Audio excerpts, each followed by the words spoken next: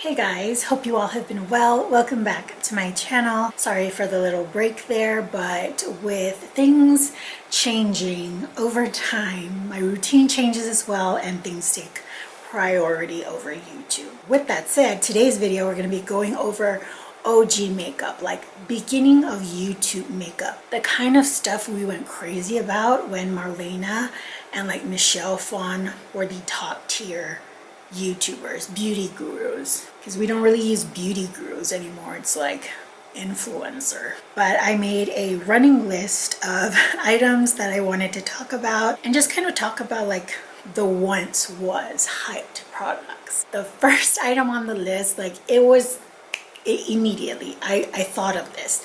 It's the Urban Decay Primer Potion, and I know they still make them.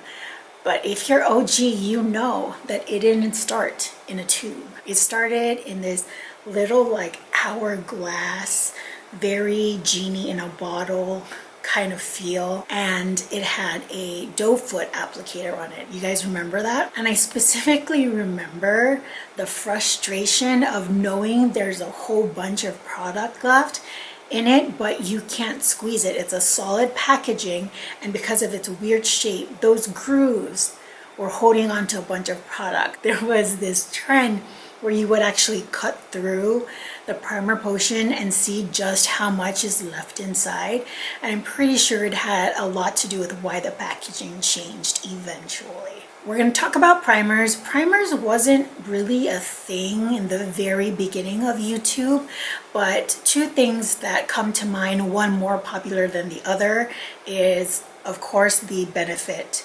Professional. I think that was the original, like most hyped primer of the time. You know how Urban Decay's Naked palette, the original, was the palette, like it started it all.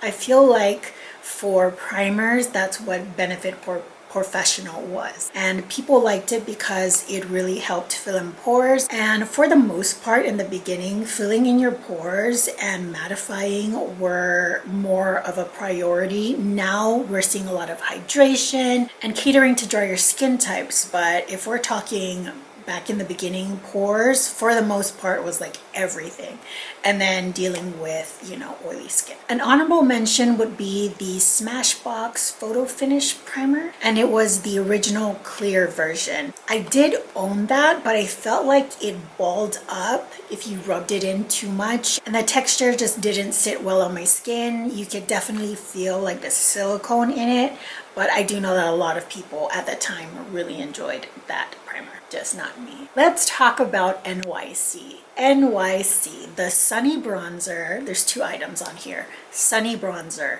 I used to own that, decluttered it recently because it's been forever since I've owned it. But Sunny Bronzer was one of the, like, you can just, you say NYC and you think of Sunny Bronzer. You know what I mean? It's just that much of, it had that much of a cult following. I know some people still own it, but it's not as hyped as it once was. The second item from NYC is, you guys know, if you were from older YouTube or been here since older YouTube, I think you know what I'm talking about, because there was an uproar when they discontinued this item. If you guessed the matte liquid liner, you're correct. I can think of, like, I don't remember their names, but I can see these older YouTubers and just the hype that this eyeliner, this liquid liner used to have. It was one of those liquid liners where you would dip the brush into the product, and those are my favorites. Pens, for whatever reason, they just never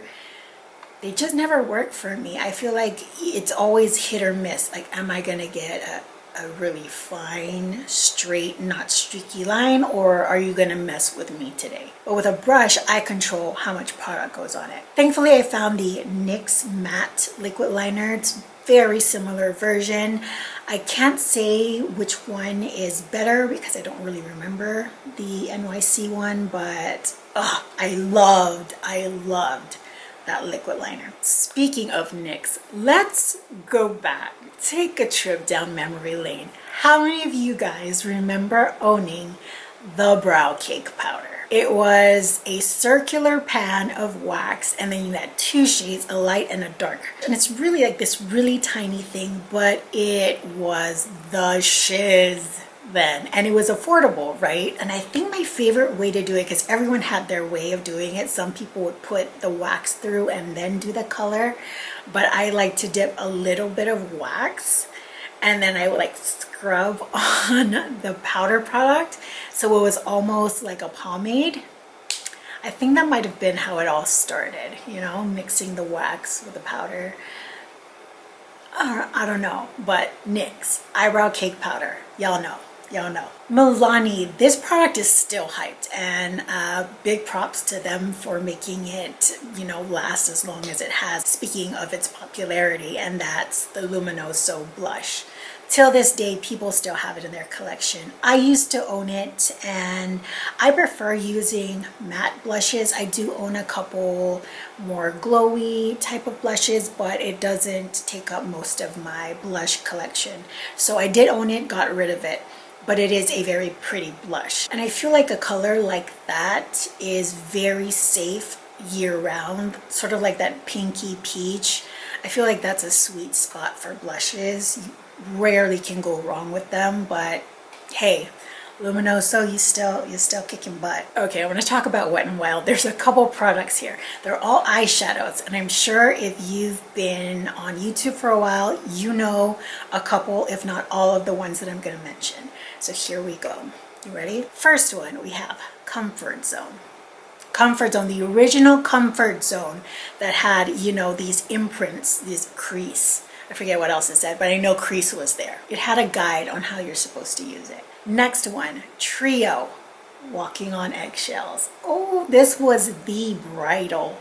Bridal everyday, like soft, very angelic, walking through the park, and I'm just so feminine. That's what this trio was. Like I'm visualizing all of these palettes in my head. Finally, these two singles. I'm gonna give you a second to see if you guys know what they are. Maybe you still own them. First one, Brulee. Even for someone like me whose skin tone is deeper, I still bought it because it was that height. And then you have Nutty. Back then, the satin taupe or anything that ran like a cool tone brown, purple shimmer, that was very popular. Patina was another one. It's kind of like that same color family, and Nutty was that shade for Wet n Wild. Okay, we're going to talk about the Maybelline Clear Gel Mascara. And I believe it's a clear tube, a light green cap, and then the label is like black and pink, if I'm not mistaken. But the thing was that we didn't use it as mascara. You guys know where I'm going with this? Yeah, we use that as brow gel. Who remembers? Who remembers? And then you would use it so much, and you would, you know, dip it back in, that eventually you know that it was loved, because the clear mascara was starting to turn into like this dark murky color from your brow product. Oh, the good times. Oh, the good times. How far we've come. But yeah, the mascara was not mascara. That was purchased as a clear brow gel. Kat Von D. Kat Von D and the Lolita liquid lipstick. Jesus, has that product made that woman some money. I remember watching so many people haul it and say, like, even though this is not technically my kind of shade, I still bought it because everyone says it's amazing. That lip product and the Shade and Light palette, she could probably only have those two products and made a crap ton of money. Like it sold that much. One more product, and that is gonna be the NYX Jumbo Eye Pencil. Everyone together in the shade Milk. Milk Jumbo Eye Pencil. Before the primers started coming into play, you know, you had yourself the primer potion and stuff, but you know, the colored version, it was all about Milk, because Milk gave you that blank canvas. I tried to like Milk, I did, but my eyelids are so greasy that they just crease like freaking crazy on me. Every single one of those jumbo eye pencils, everybody had it. And then you could use it in your waterline because looking like a doll was, you know, was also a thing. All right, I'm just gonna do some honorable mentions, maybe quickly pop on some pictures here. These are products that I think a lot of people still know about, so I didn't want to talk too much about it, but they definitely deserve a mention because of how hyped they were at the time. So MAC lipsticks, they're still pretty popular. Quite a few people have at least one in their collection from, you know, maybe way back when. But a couple of really popular colors off the top of my head. Cream Cup, Kinda Sexy, Velvet Teddy, Ruby Woo. Let's do one more. Oh, Candy Yum Yum. Ugh, I can't believe I fell for that and thought, yeah, this will work for me. No freaking way. No thank you. Urban Decay Naked Palette. I did mention that in the beginning. I mean, come on. It's hard to compare the amount of influence something's had, like in the makeup industry. That's kind of that standard, you know. When the original Naked palette came out, that was a game changer. Dang, when that series of palettes came out, you know you was putting it in your cart. Benefit Their Real Mascara. I feel like that was one of the first mascaras that was more mid to high end that people still bought, because, you know, for the most part we go to the drugstore, there's a lot of great affordable mascaras there, but Their Real was one of those that people would actually spend their money on. And lastly, it goes without saying, Nars's Orgasm. They've made every type of product with the name Orgasm attached to it. I don't think it's anywhere near the amount of popularity it once was, but to say that it wasn't or didn't have a cult following would be a lie.